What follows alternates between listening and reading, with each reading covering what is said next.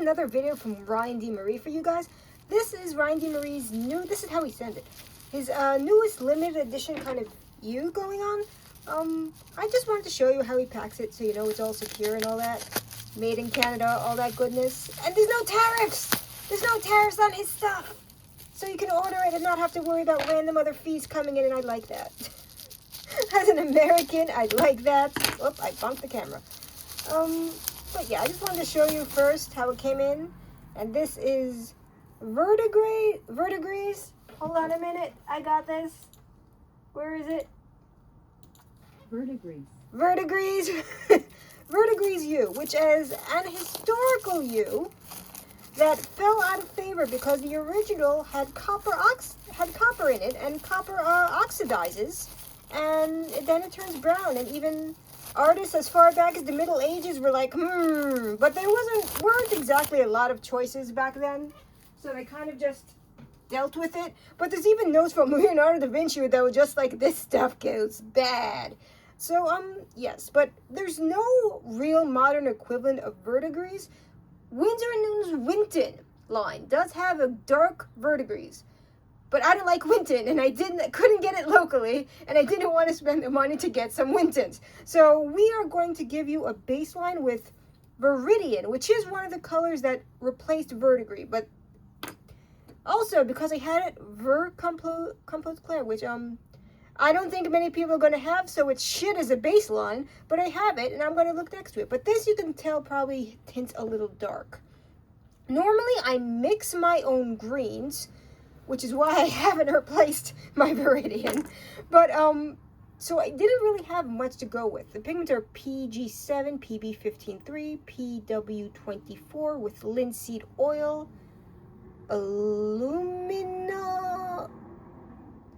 If anyone can figure out what he wrote here, let me know. It's aluminum something. Vert Compost Clair, for the record, has PY3, PY184, PG7, PW4. And I think Viridian's a single, PG18. I have 2 Viridians. One of these will get some paint out of it, and maybe this time I'll remember to actually get more Viridian. But we are just going to take a look. This is all handmade. He hand makes his little labels. And I appreciate that. From a crafting perspective, I just appreciate that. And he has his little tubes. Boop. We're just gonna... Yeah. Ooh, that is a nice... Verdigris historically was also more transparent and was used as a glaze quite a lot. But again, because it was used as a glaze and it has copper and it oxidizes, it turned brown. So... But, oh yeah, that's transparent. That is definitely transparent. I like that. You can kind of tell off the bat. Maybe black was not the bat. Yeah. But I'm going to mix a little bit of white in there to tone it down. This is just titanium white. Not linseed oil, not safflower, but still.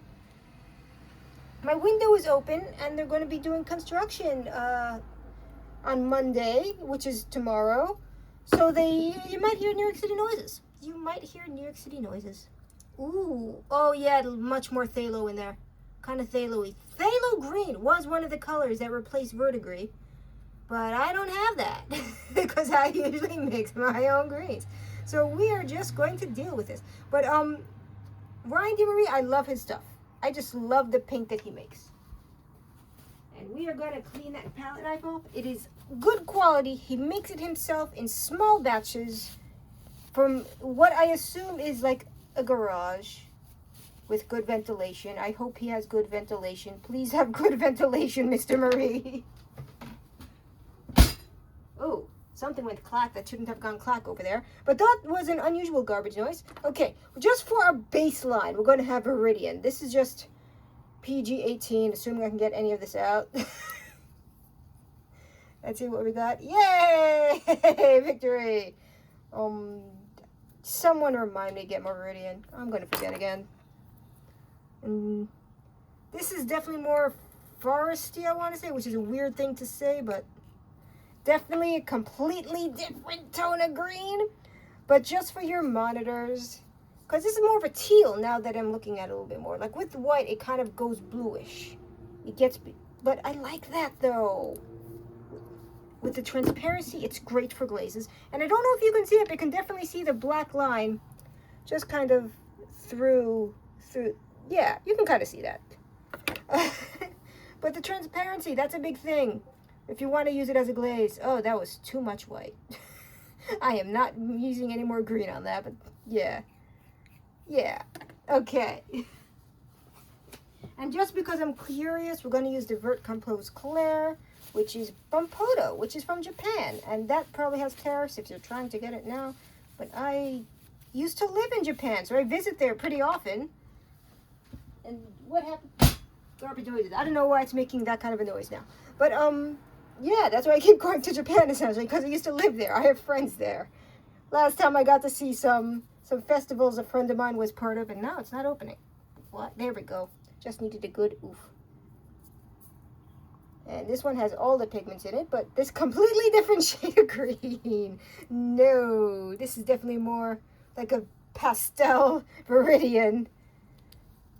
Probably should have figured that. Haven't used this a lot of this.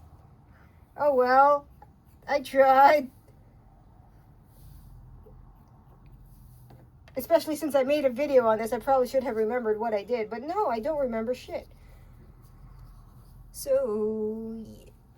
Gonna mix a little bit of the what? But no, Verdigris. Verdigris.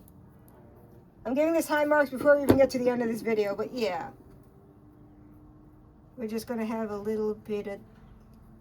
See, what I liked about this is that the white didn't tint it nearly as much as it does these other colors. Like you can tell the same amount of white and it just goes whoosh, and it tints it pretty wildly. But this, it just makes it more teal. It makes it more that. But the I think it tints it far too much. But it is more transparent than a lot of the other colors, which I like, which is what it's supposed to do, which is what Verdigris historically does. It uses a lot of pigments to get there, but also doesn't have oxidation. So here's the pigment information again. Linseed oil, aluminum something or other. Help me with STEARAK. Okay. Non-toxic. He wrote that down, but I don't think... Does the ASTM have to test it? Is there a company that does that? How do you I don't know anything about the... Yeah. Anyway, Ryan Maree, and before I forget, here's his business card. He painted that himself. And here's all his information. I get my stuff on his eBay store. That's primarily where I get my stuff from him. Because I don't know what Blurb is. I don't know what... I've never been to Fine Art America. I should probably know what that is. Those are his socials. He's a cool guy. I think he knows I exist now. Hi, I hope you have a very well-ventilated workspace. I love your stuff. A+. It's a limited edition, though. He's been dropping a lot of limited edition paints lately, including an international blue that I completely missed out on because I wasn't paying attention. So yeah, A+. I love your stuff. I'll use this a lot, assuming I don't mix my own greens. Thank you. Goodbye, everybody.